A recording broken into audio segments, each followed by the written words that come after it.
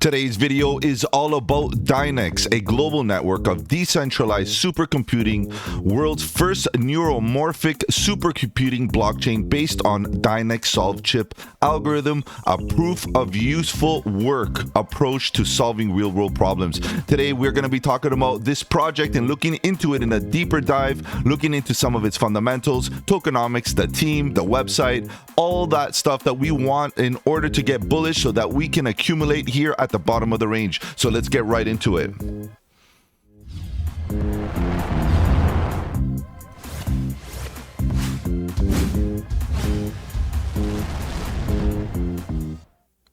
Welcome to the channel. My name is Mike, and let's get right into it, guys. Welcome.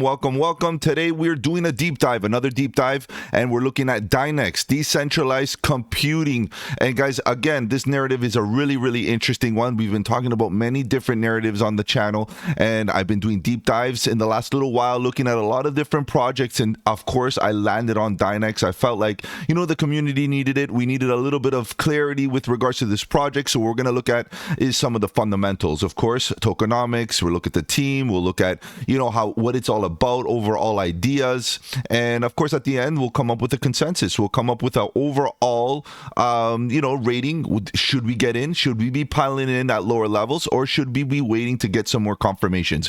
Guys, that's the way it is here on the channel. I don't mind bearish or bullish. I try to keep very objective. I want to make sure that we can just basically pull this project apart and make some decisions. All right, let's begin. Let's take a look at this website. We'll use the website as our overall platform to kind of navigate this project. You know, we're going to go through the website. We'll kind of look and talk about some of the things that we see here. And if there are things missing, I've already done the research, and we will definitely talk about some of these additional facts that we need to pay attention to. Okay, so let's continue. Here we have DYNEX Live. You can go and get access to their live let's call them solutions for now, compute on DYNEX. So basically, as a decentralized computing project, what they're really offering is the ability to use basically processing power, right? It's very render-like. It's very Akash-like. It's very Octaspace-like. This is all within the same narrative, decentralized computing. But the only key difference here, and the key difference here is quite significant. It's given its value proposition essentially is this neuromorphic supercomputing blockchain. Okay, that's a reality. Okay, so there's other aspects. It's their chip algorithm. So there's a specific algorithm that allows them to achieve this supercomputing, you know, concept. Proof of useful work. Their consensus mechanism that at the end of the day is unique, and it does their own thing to resemble the way the human brain works, which is a very interesting take on basically consensus and how the overall network is going to process transactions. So for me, this is an interesting thing. It's all part of the value proposition. So we're going to get into a little bit more detail, of course, as we go through the website. Now, driving the change. There's a couple of things that we need to talk about. Is the fact that, this is a layer one. Okay, it is a layer one, and I'm assuming they chose to make their own blockchain for their own use case is for the fact that they have full control, which is fine. Full control. A lot of the new projects coming around are creating their layer one and an additional layer on top with their layer two, just for the mere fact that they want to have control, which is total fair game.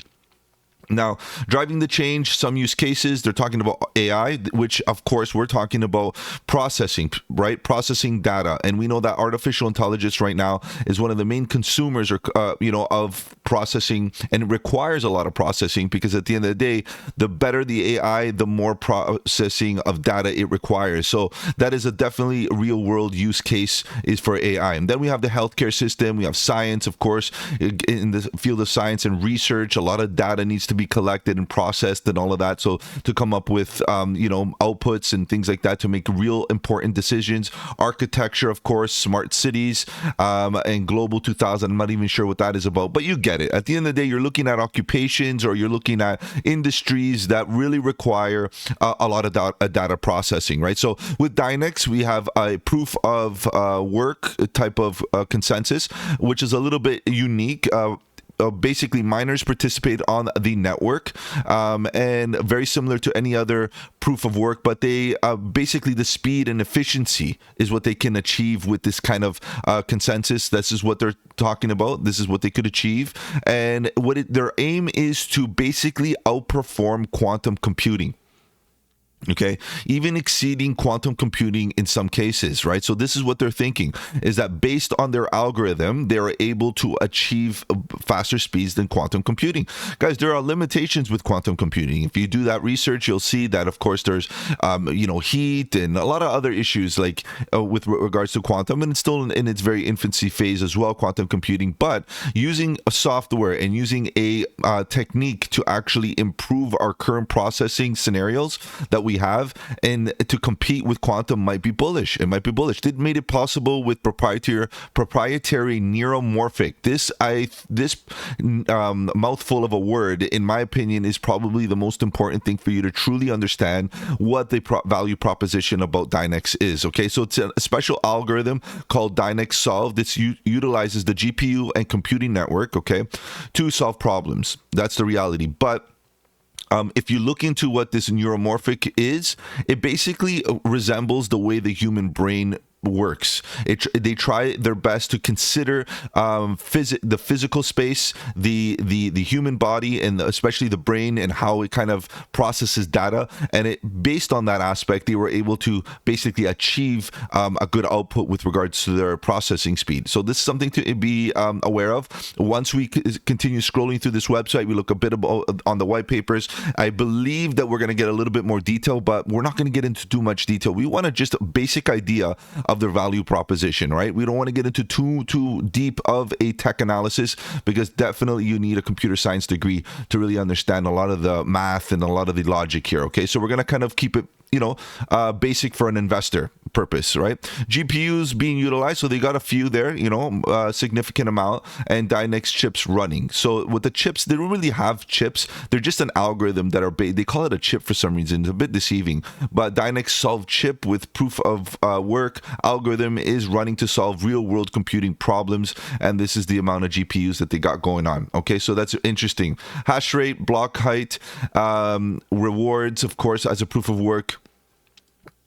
Consensus. At the end of the day, you're going to be there's tokens going to be released based on an emission schedule. We're going to talk about that a little bit more in within the video, and we're going to talk about the little bit of discrepancies that do exist, and I need to make you guys aware of it. Okay, so transactions and circulation. Okay, this right here is a bit off, and this right here is a bit off. There's a big story behind this, guys. It took me some time to really untangle this. I had to really get in contact with the team and really kind of untangle the reality of what's going on with the $100 million market cap. In fact, just going to say it right now, there's more than 100 million in total supply in the reality, okay? Max supply in that sense. Total supply, we are at 100 million, but the max supply, as you notice, is not listed. It's because, in fact, there's 110 million, okay? So we'll talk about why that's the case, and we'll get into a little bit more of the tokenomics. And again, so let's continue just using the website as our main flow, and then we'll go back, and at the end, I have an infographic that I did prepare for you guys so that you can get a summary and a quick verdict as to what I think about this project. I will be posting it on the socials. Feel free to join that Discord, guys. On the Discord, I do have a section with all my previous deep dives, and there's also a section for any requests for future deep dives. If you're interested in any projects, that is actually a great place to make those requests, is on the Discord. Okay, go check it out. The links are in the description below. Let's continue. Okay, so machine learning and optimized user tech that works. Okay, gaming, fintech, pharmaceutical, neuromorphic versus quantum. So if you want to get a little bit of an idea what's happening with this, for me, what they're trying to do is compete with quantum computing, the processing capabilities of quantum. Neuromorphic computers do not face limitations of the quantum machines operated on traditional hardware GPUs, which are GPUs, that's very traditional nowadays, at room temperature, whereas quantums don't really work on room temperature. They produce a lot of heat. There is almost no limitation in the number of bits being calculated because of a distributed network. You can basically pile in bunch of GPUs to achieve basically whatever you want to achieve. Problems with millions of variables and constraints can be computed efficiently on neuromorphic. So basically, this annealer that they're talking about basically can handle tons and tons of processing without having to require quantum computing or quantum machines. So we know that quantum machines at the end of the day are going to be a bit of a threat to our traditional way of using tech. We know that. It's going to be a cat and mouse game there as far as security and other aspects. But I'm curious as to this neuromorphic system. What is it going to? What are the actual applications and use? I want to see exactly what it's been achieving, and you can still actually get involved right now and go check it out. It's quite active, apparently. I haven't really got into it. It is very active. You can check it out yourself. There's basically DYNEX Live. You can go check out exactly how it works, and they have the GPUs and the chips already running, so you can definitely get a feel for it. Fair start. So this is a good one. This is where we start to get into the tokenomics. Okay, so let's talk about this for a second. No pre-mine, so basically a fair launch. Okay, so truly fair launch in September. I would say truly their intention was to be truly fair. I'll give it that. Okay, in September 2022, the ICO, no pre-mine, pre-allocation of coins to the team or the investors. So at launch, this basically was achieved. Right, fair launch. The actual team didn't hold any tokens. There were no airdrops. None of that. Purely decentralized, and as a proof of work, you're not running the risk of being called a security. So that's perfect. Now they'll have the vesting period, which we'll talk about in a second. And then finite supply, a total of 100 million. This is not necessarily true, and this needs to be updated and very transparent. This is what threw a wrench into my research and kind of had to have me digging for a couple hours to figure out exactly what this was all about. And the reality is that the max supply is at 110 million. And the reason behind this 110 million, and I'm going to show you a little bit of what I was able to dig up, is that there was a bit of an exploit a while back. Okay, let's see if I can find this. So just to keep it again a little bit more transparent and keep in tune with the reality, I wasn't able to get access to their Discord. Okay, their Discord right now is blocked or something. Discord basically shut it down for new users. So if you're an investor and you're interested in getting into the community on the Discord, if you click their Discord link, it is not active. Okay, so that's something to really pay attention to and to be clear about. And I'm going to kind of deviate again right now. I'm going to kind of get into a different, stream of things.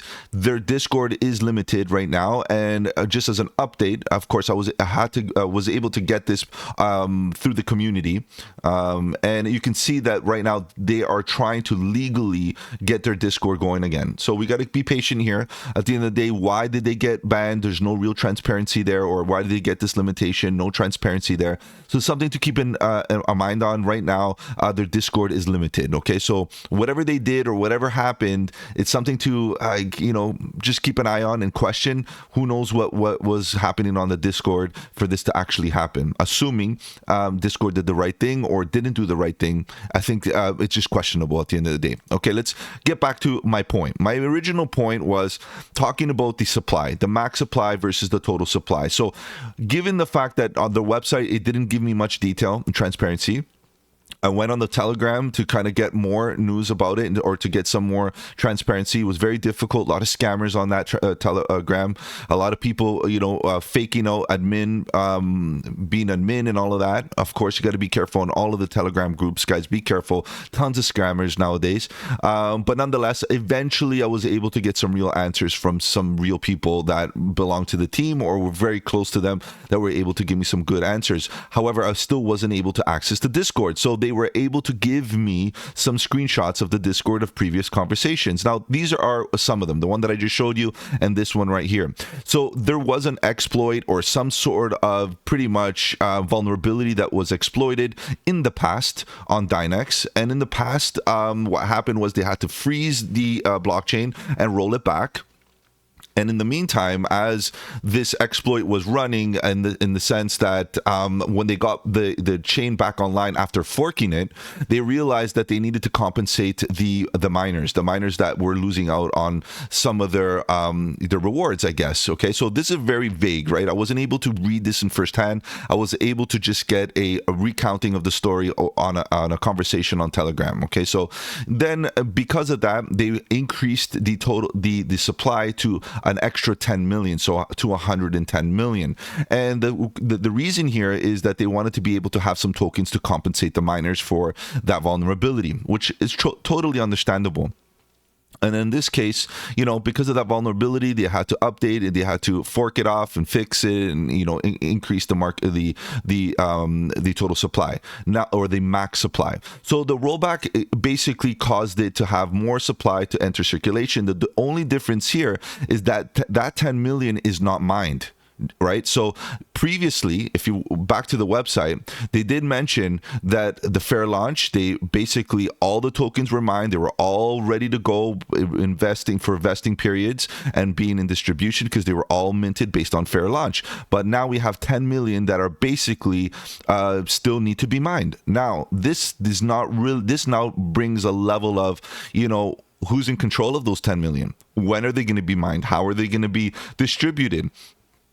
At what periods, or what's the vesting period? What's the emission schedule? What's you know what I mean? Now you're getting a little bit of questions and you want a little bit of answers, right? So now I know it's only 10 million when you're talking about $100 million, right? Or 100 million units of DYNEX tokens, but it's still a significant amount. It's something that needs to be a little bit more transparent. So that information is nowhere to be had, right? You can't really get that information unless you start digging and asking the right questions to the right people.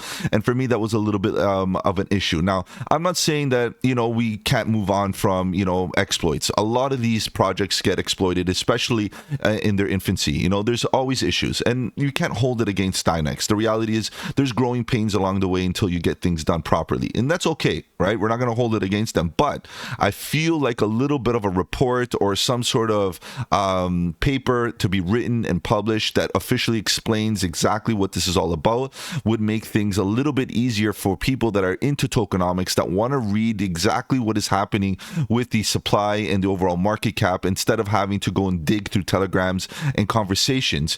So in that case, a report would have been great, or some sort of paper being written, an official paper, and posted on their official website or somewhere. A Medium would be good, a good place to actually post it, or anything like that. So that's, of course, one of my suggestions, just for transparency. So back to the actual supply here. The total supply as we are currently at is 100 million. Okay, it is 100 million, but the max supply is at 110 million tokens.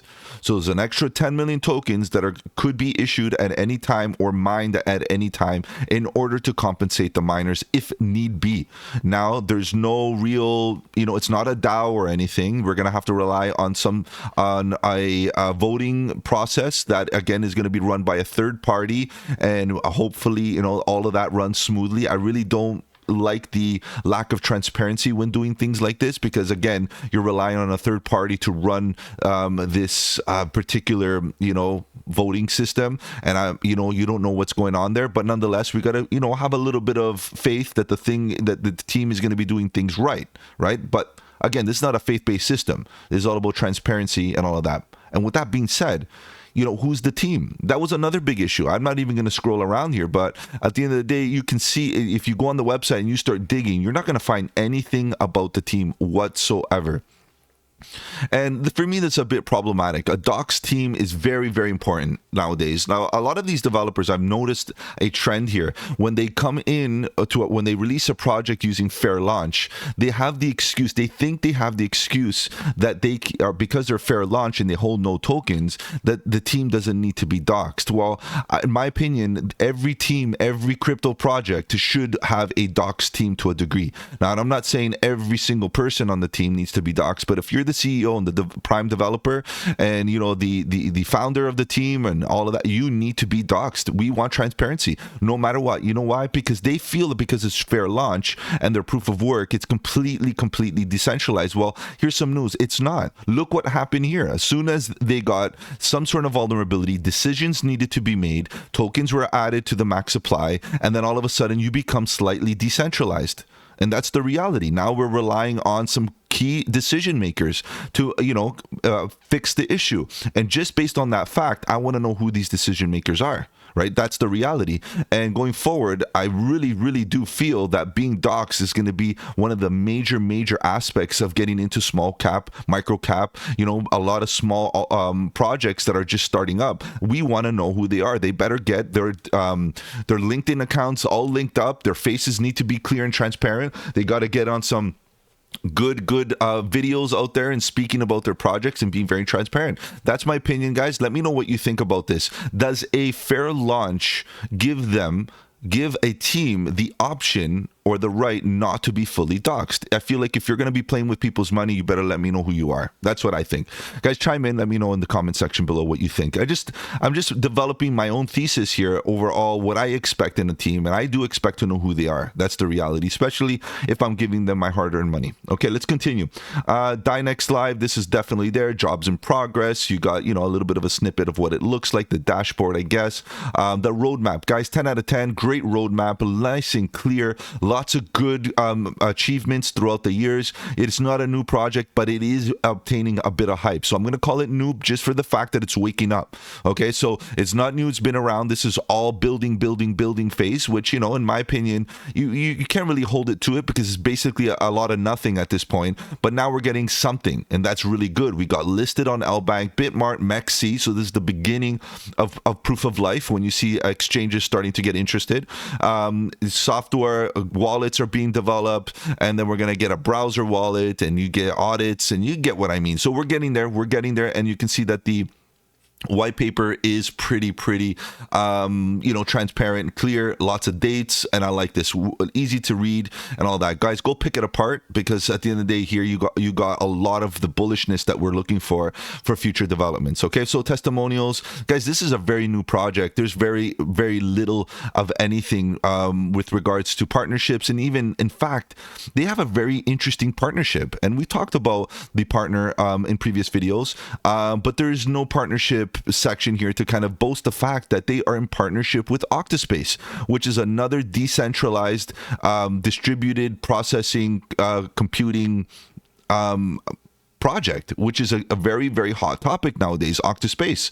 So given that these two are working together, I feel like that's a really good positive thing. That's a great partnership. Now, it's about quality versus quantity. Understand that you can have tons of partners. You can get on some of these altcoins, the projects, and see that they have this partner, that partner, and it's a lot of nothing. Again, a lot of partnerships with no added value to the team, just for hype and, you know, overall scratching each other's back for hype. And for me, that's great, but fundamentally quality is important. So quality partnerships and engagements with other teams is actually more important. And I like the fact that they're involved with Octaspace. I'm bullish on Octaspace, and because of that, I feel like they are able to produce or give Octaspace a bit of an edge, given the fact that they're focusing on supercomputing. And Octaspace is all about that decentralized computing power or processing, or not even that. It's about computing in general. Octaspace provides a lot. This is not about Octaspace, but they could definitely provide Octaspace and other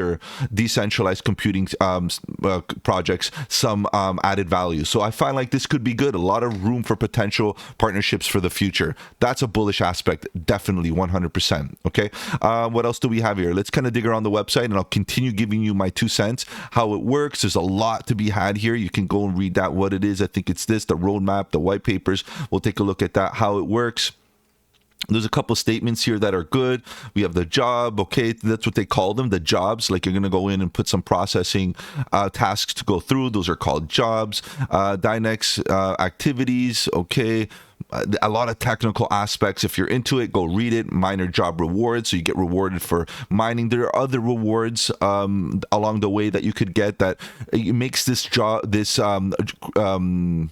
this project unique, because after the emission schedule and after the overall rewards for mining kind of diminish and slowly taper off, there's still incentives for mining based on other rewards that this project has to offer. So it's a good value proposition with regards to rewarding the individuals that get active on the network. Supported tasks, machine learning, deep learning, of course, everything to do with data mining or data synthesizing. This is it. This is what their main bread and butter is definitely getting into processing data. So this could be, as a supercomputer, that's what you expect, and that's one of our current limitations in the market, and that's why we have good projects coming out filling those gaps. Frequently asked questions, tons of good stuff. How can we get it? Is DYNEX green? What is the DYNEX emission schedule? We got a bit there, and we'll talk about that in a second. On the white papers, we got some graphs. Is there a wallet? Yes, there is. Nodes, you can get in as a miner on any computer. You just load up the chip, quote unquote chip, which is basically a software that runs on your computer, and you can start mining, and they give you great instructions. How do I learn? Yeah, a lot of stuff. Mining, proof of work. Why proof of work? This is an interesting one. You could read this if you want a little bit more information about the neuromorphic. Obviously, the white papers give you a little bit more, but there was a little bit of a quote here that I really liked.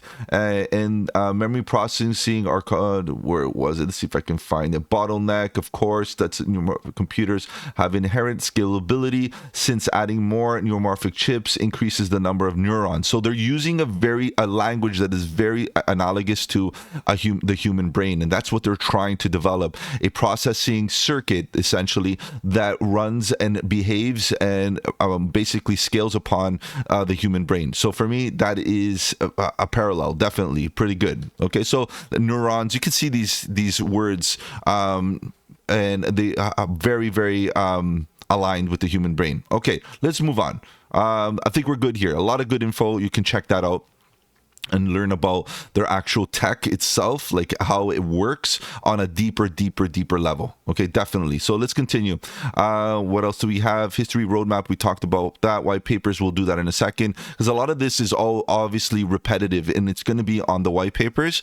And we've touched upon the tokenomics just a little bit, guys, just a little bit. We'll recap that a little bit more and put that into a small package, all those ideas, because there's a bit more. Computing on DYNEX, this is a little laggy. I don't know why, but it's a bit laggy. Quantum computing, and this is another one. Brain-like computing. Remember, brain neuromorphic annealing solution made with multiple simultaneous hops. So it's brain-like computing, inherent parallelism. So what they're basically is comparing quantum and neuromorphic, and at the end of the day, there's advantages, and they're trying to fill the gap and trying to get a first mover advantage, given the fact that this is a lot more achievable and obtainable by the general market, right? This is expensive heck right now. There's only a few quantum computers because of cost, right? So this can be achieved and still provide value in comparison to quantum. So I find that interesting.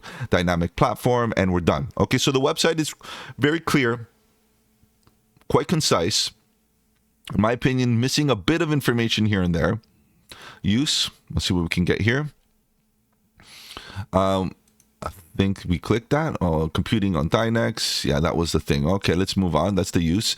Get, that's if you want to get some docs. There's a couple of documents here. White papers, a little bit, computing on DYNEX, some tech computing, some different readings that you can definitely go through and get more research from. But I want to take a look at these white papers for a second. Okay, so this is where you get the in-depth explanation about what it is. Again, that brain is there talking about how it relates to processing, and they try to resemble how the brain works. Again, a lot of definition if you're interested. DYNEX vision, decentralization comes first. I think that this is a big questionable thing regarding those $10 million units of DYNEX tokens. Okay, so be careful there. There's and load more pages if you're interested. I want to get to the vesting schedule or the emission schedule. A lot of math if you're into it, a lot of physics if you're into it. Okay, lots of stuff here. A well-written paper overall. Okay, very technical for those individuals that are interested in those technicalities and getting into the depth of it. I'm looking for the emission schedule. See, look at that, guys. Lots of stuff happening.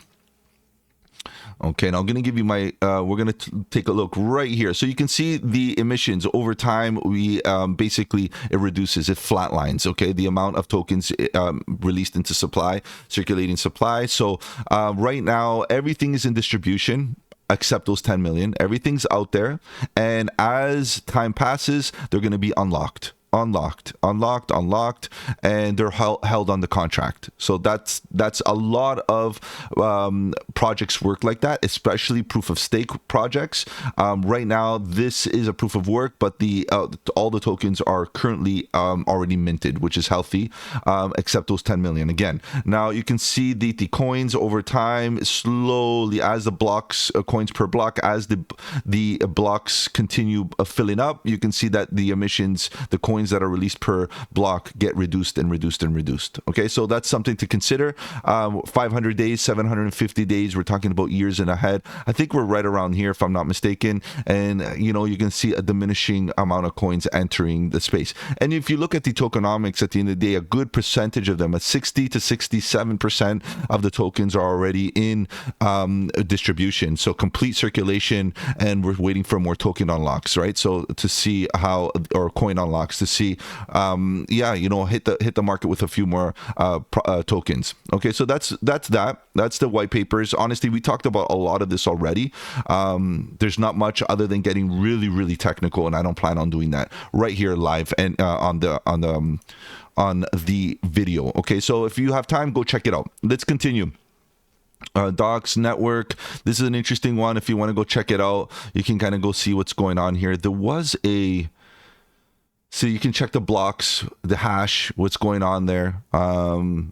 Home, what's this, API? Oh, that's another good thing. You can tap into its API. They provide an API for software developers that are Python developers. I believe it's Python. You can actually get into their project or use their services through the API, which means that you can make your own application and use their API to run jobs, because that's what they call them, jobs, within your own software that you're developing, which is great. So let's say your software requires that you do a bit of computations or a bit of synthesizing of a lot of data on a database or something like that. You can tap into their API. It could basically process the information using the tech that they have here that is available, and then within your own application, the API will basically give you the solution or give you the synthesized information, which is very useful for developers. And for me, that is a really bullish aspect or avenue towards seeing real world use cases being deployed. So for me, I forgot to mention, but that is one of the most interesting solutions, for my opinion, because it is a foundational type of thing. Imagine a lot of applications, a lot of people creating dApps, decentralized applications for Web3, being able to use this API to process data whichever way they feel, whether it be for gaming or, you know, some sort of AI project, which we know is a hot narrative nowadays. It should do well, that whole narrative. And of course, the data, synthesizing of data is very important. Okay, so home, this is probably where we are. Yeah, if we scroll down, you can see all kinds of timestamps, all kinds of things here, lots of data, lots of information with regards to transactions. So for me, that's a really good one. Okay, Blockchain Explorer, pretty cool. Okay, let's move on. What else do we have here? The network. Did I click that already? That's what I clicked. Okay, no worries. And then the contact, Discord, Twitter. Discord is temporarily disabled, unfortunately. You know, this could be a bit of a red flag, or maybe not. You know, like maybe it's an issue with Discord. Maybe it's something that was discussed, or, you know, something that happened on the Discord. Maybe they got banned for some whatever reason. But the good news is that the team is currently trying to take legal action to get that fixed. Twitter, up to date, pretty good, not bad. We'll get into a little bit of the metrics with regards to their Twitter in a second when I give you that that infographic. The Telegram, pretty good, lots of scammers on there, so be careful. And that's typical. I'm not trying to load it off on DYNEX, but a lot of scammers on a lot of Telegram groups nowadays. Email and Linktree, of course. So that concludes the overall website. Now we can actually summarize the website to say that it's pretty well built. To be honest, a bit of information that is lacking, of course, but nothing major. Is still pretty good. Very well written website. Okay, so let's take a look at that infographic, what I prepared for you guys, and let's kind of decipher some of this. This is the infographic that I made. I'm going to post that on the socials, so be prepared for that. It's going to be on Twitter. I'll post it on the Telegram, on the Discord. It's already on the Discord if you want to get at it real quick. Okay, so as an overview, it's the next generation platform for basically neuromorphic computing based on groundbreaking flexible blockchain protocol. So it is a layer 1. It is a good blockchain. It wants to basically compete with quantum computing and reward individuals in that basically get on the network and provide processing power through GPUs. Okay, so at the end of the day, in getting rewards for that, I think it's a good narrative. A lot of projects within that narrative, their value proposition is just being very robust, and through that robust type of approach, they are taking on an algorithm that is proprietary, that resembles the human brain. Okay, so let's look at this side of the infographic for a second. You know what, actually, let's get right to the bottom for a second and take a look at its price. When I did the research, it was at about 75 cents. The market cap is at about 51 million. The volume is very low in my opinion. I would like to see at least 10% of volume being traded, and there's a potential reason for its low volume, and the fact that is it's only available on MEXC, Bitmart, and Albank. So very low volume type of exchanges, not much happening on those exchanges. So it could be a good reason. This could be both a negative and a positive. For me, when you're a very low liquidity, it's very difficult to enter and exit your positions at will. So be very careful there anyways. But the trading volume, I would have liked it to be a little bit higher. The supply, now I have two numbers here. And the reason being is, if you're going to consider the 110 million max supply, which you should, your overall circulating supply is 61%. But a lot of the CoinGecko, if you look at CoinGecko and CoinMarketCap, they get things a little different, right? The numbers are a little bit like max supply here is at 100 million. The reality is it's not. It's 110. They still 10 million ready to be minted, and they have the right to mint it. And who's they? We don't know who they are. So that's, again, something that you got to consider, okay? So just as a bit of a recap, let's get back to that infographic. So fully diluted, again, it all depends on what we're talking about with regards to max supply. Is it 83 million or 78 million? I'm saying 83 million because of the total. Once we get fully diluted, if you look at it, it's only $83 million market cap. It is still a very small project and fully diluted. Now, if you look at its market cap, it's only $51 million market cap, guys. That is a very small project, very young. And we have to keep a lens on here with the fact that this project is very small and it has a lot of growth still, a lot of growth potential, despite, its current scenario. It has a lot of future potential going forward. Now, given that that's the case, we need to really assess whether the fact that the potential is strong enough for us to be able to allocate some capital in it. So let's move forward. Ecosystem, no third-party applications built on the blockchain just yet.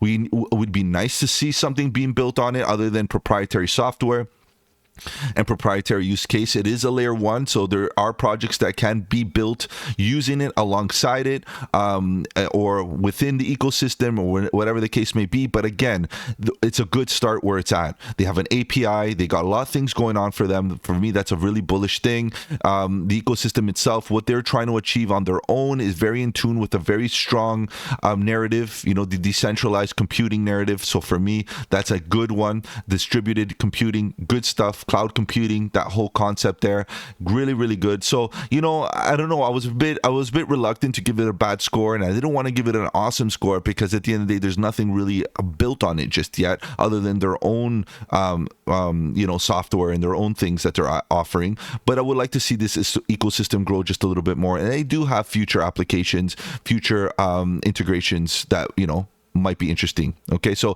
utility block rewards, of course, as a proof of work, tax fee, transaction fees, block fees, solution rewards.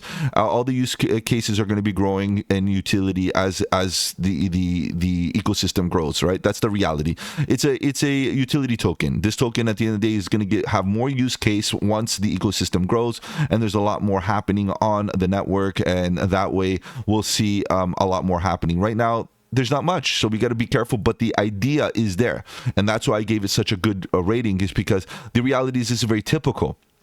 And if you look at previous blockchains and previous projects that started off from the bottom, the reality is this utility is a great recipe. So that's why I'm giving it a 9 out of 10. Roadmap, very clear, 10 out of 10, guys. There's nothing more than that. Lots of good information, very transparent. We want to know what you're up to and at what given point do we expect it to happen. Now, we have to understand that there are setbacks, guys. There are setbacks. Nothing is carved in stone, and you can't be sour or salty on the fact that they're not hitting their targets on the day. We got to understand that it happens, and the markets move when they don't meet their targets, and that's a very unfortunate thing because a lot of the retail market don't understand what it's like to be a developer. So unfortunately, sometimes targets don't get hit, and we have to understand and give the team a little bit of flexibility. With that being said, it would be a lot easier to give them that flexibility if we knew who the team was, right? This is a big problem. Like, I see this to be a big issue, and in fact, we're seeing a lot of memes right now on X, basically talking about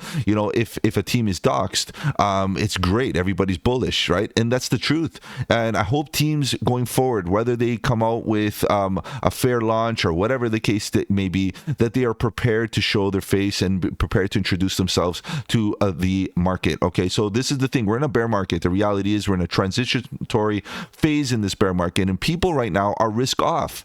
If they're accumulating nice and slowly, but risk off in general. And if you're going to take a bit of risk, we want to know who you're about, where you're, if you're a professor, if you're not, what's your experience, who's your name, what's your name, that's it, and show your face. That's the reality. And I know a person's face has nothing to do with the quality of their work, but the reality is if you're asking them for your hard-earned money, yeah, you're going to want to know what kind of experience. Well, we want their resume. That's the reality. Okay, so let's keep on going.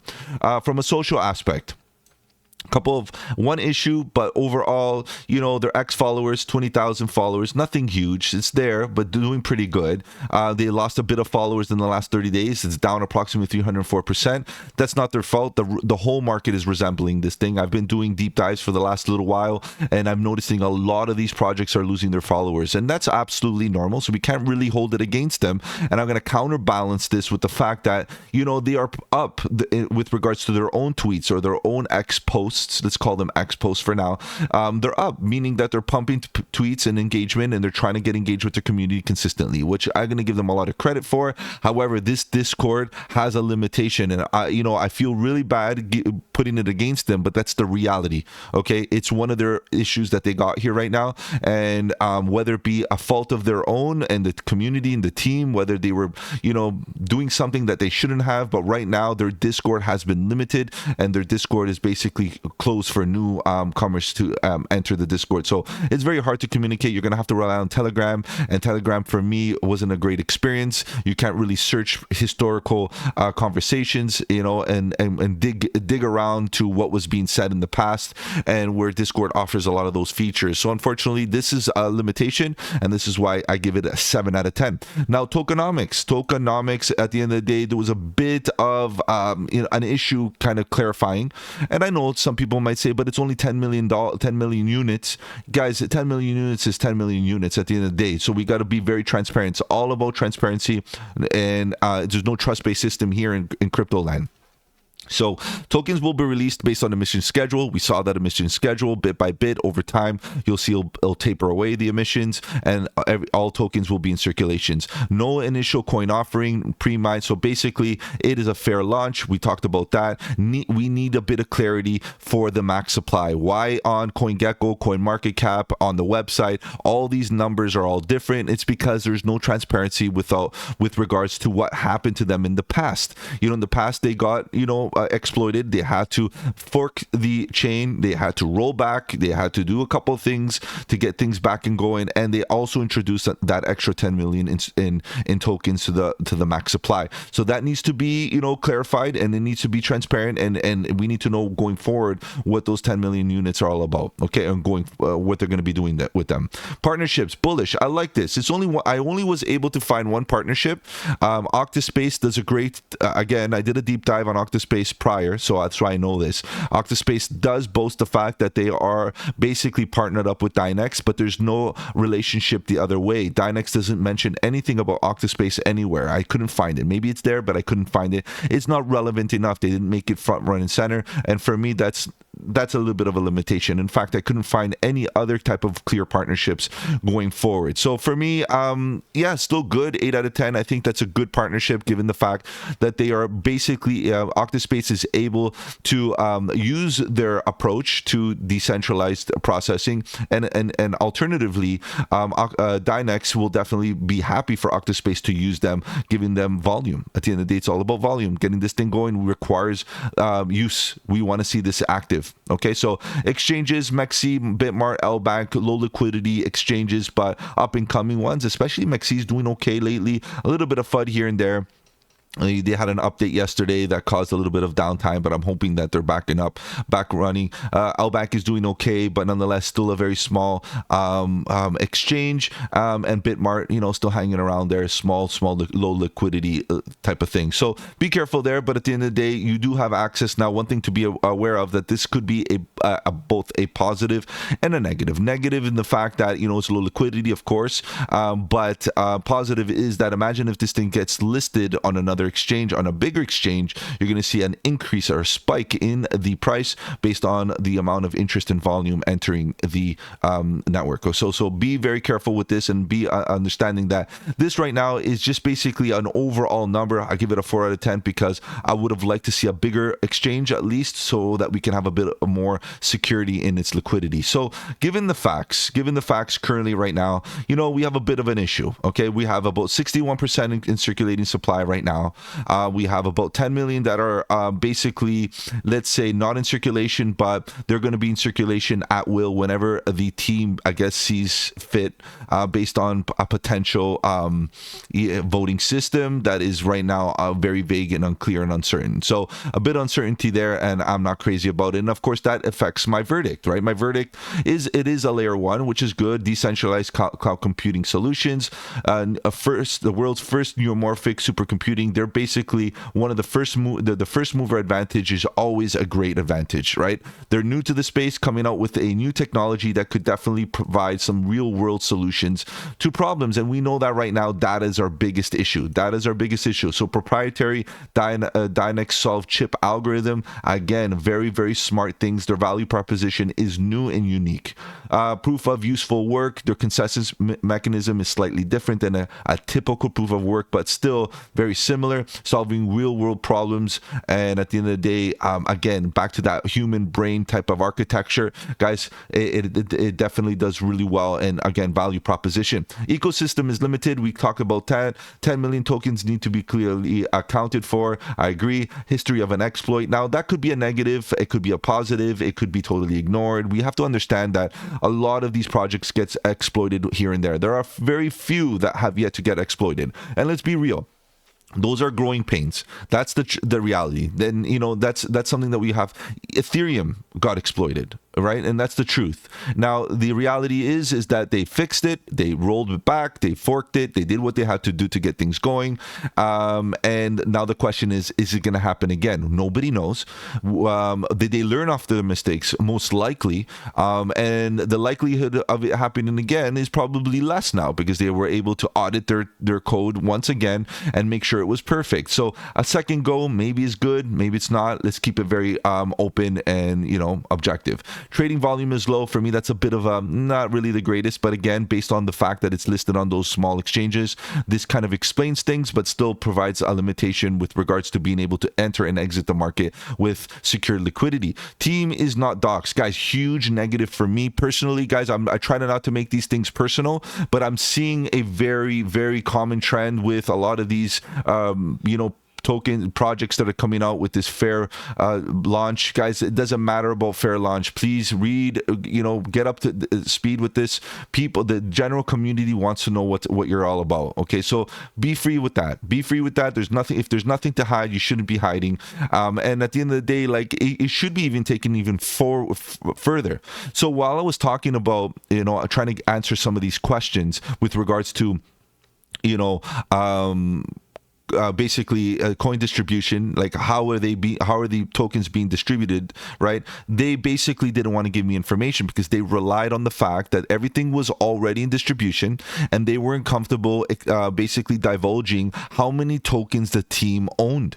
So even though the tokens are already in distribution, the team can go after the fact, after in the distribution, after they are in the free market on Albank or whatever it is, they can go and buy tokens on the cheap. That's the reality. They can go buy tokens after the launch as a customer and own them in their own wallet. They are not willing to divulge the wallet and how much they own. Now, of course, that's a personal thing, but it sounds a bit like non-transparent. That's the reality. It sounds like a bit of, I hate to say these words because they're very negative and it might spread a bit of FUD, but I got to be honest. Like if you think about it, in a traditional system where, you know, you have a business and you're buying assets of your business and you're the owner or the CEO or the guy running the show, shouldn't you have to show your other investors how many tokens you have, right? Especially if in the future you're relying on some sort of transparent way of, let's say, running a voting system.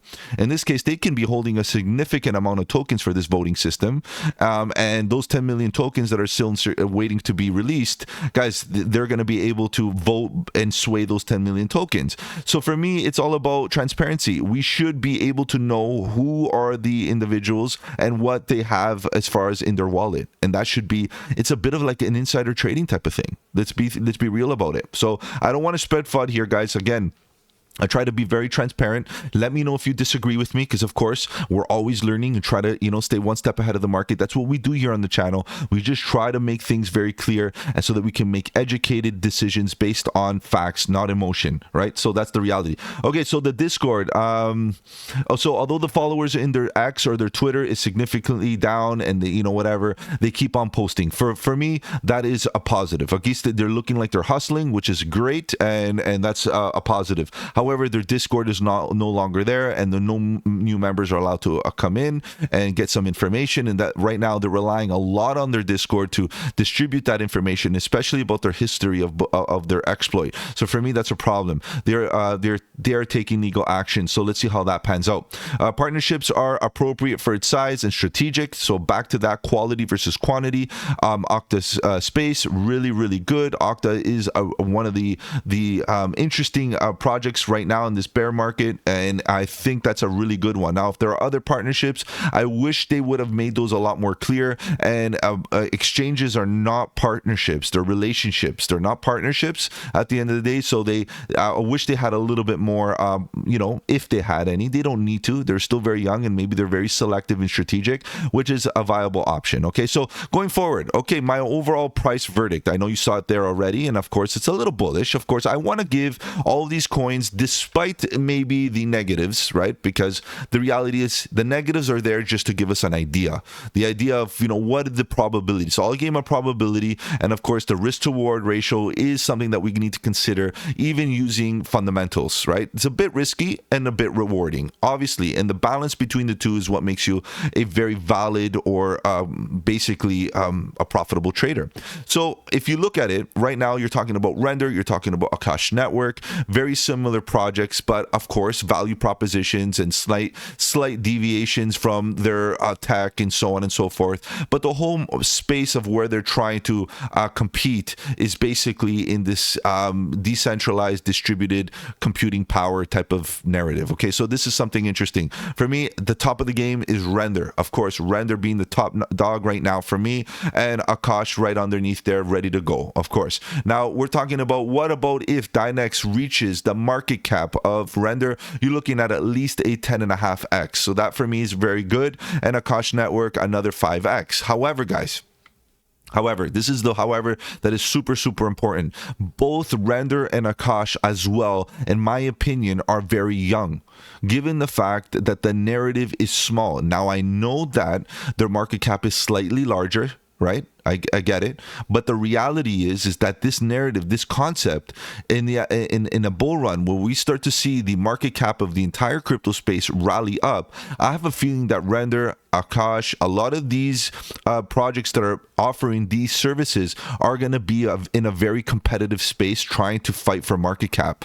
And the reality is that these services are one of the most important and required services going forward in the modern day computing, processing of data. Okay, so this is the thing here, guys. Now, I'm only saying 10x based off of the back of render. But what about if render rallies up also and does another 10x, 20x? What does that mean for DYNEX? It means that it's going to rally up significantly as well. So I'm putting in a very, very modest $8 price target, just for the fact that just to keep up and meet render. But what about if this narrative keeps on exploding based on the fact that AI needs processing, gaming needs processing, a lot of other aspects need machine learning and processing? We will see a lot of use cases and a lot of volume, a lot of interest, and market cap should grow. So very modest 10x for me, maybe slightly more, hitting an $8 price target. But guys, this thing could actually do a lot more. That's the truth. Nobody knows the exactual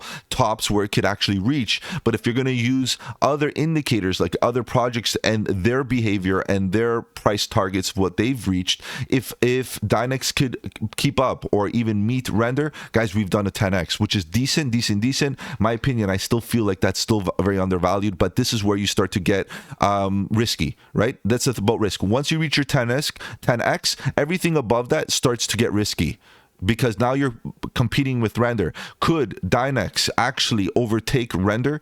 Render has some movements above it, right? And a head start. Let's see what happens.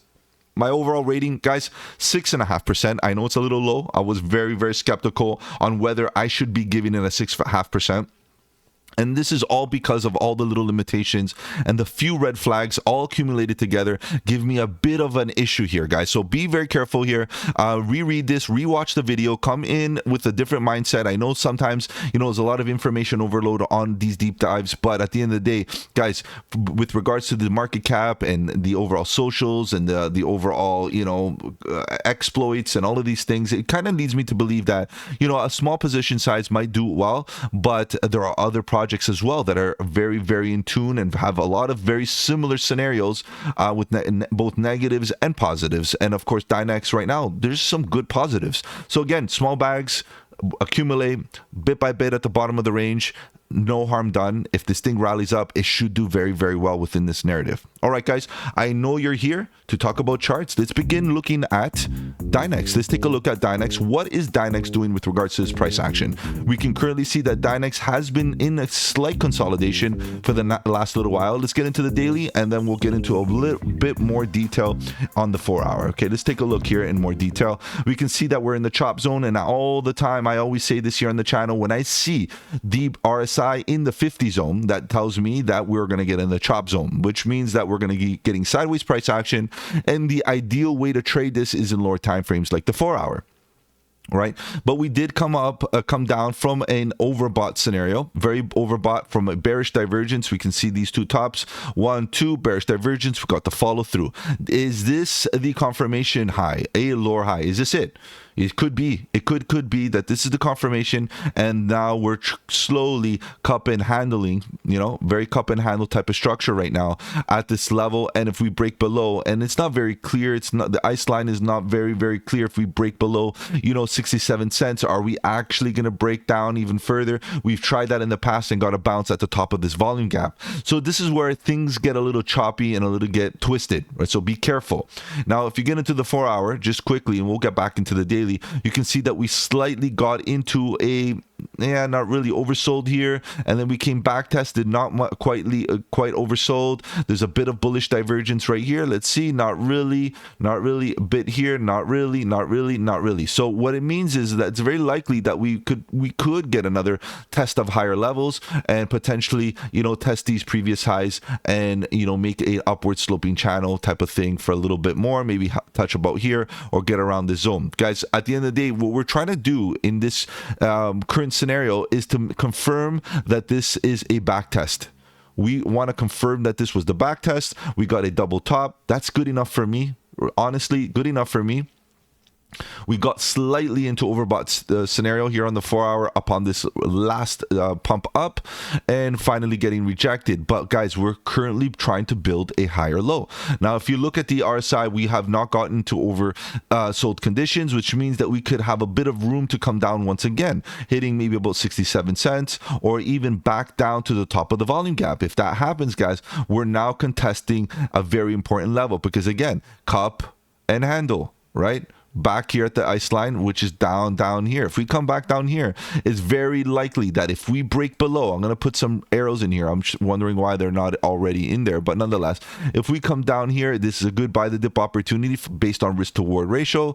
And then there's another one down here that is a great opportunity based on risk to reward ratio. Given the fact that if you look left, there's no price action, a big volume gap, which means that if we break below, it's very likely that we snap to about 40 cents real quick with no supply and demand looking left to act as support. However, guys, if we come down here and we hold support, which is possible, head and shoulders, inverse head and shoulders, cup and handles, all of these types of reversal patterns only are bearish or bullish once they break their necklines, once they break this invalidation or whatever you want to call it, this horizontal level of in this scenario support. If we break below, then it's bearish. If we hold support, it could be very bullish and we can get a continuation to the upside. That's why risk to reward ratio needs to be included here. So if you look on the 4-hour, we're getting a confirmation right now. Wrong tool. We're getting a confirmation right now in the sense that it's a higher low. Okay, so that's clear. Not this. Let's go for a long position. Let's kind of isolate this. If you can get in at these lower levels, okay, and put a tight stop loss, okay, few percent, give or take, and then say, you know what, I feel like I need to start de-risking right around here before the previous highs. Guys, you're looking at a good 50% to the upside, and I'm being very, very some way modest. It's very considering that this could stay within a range.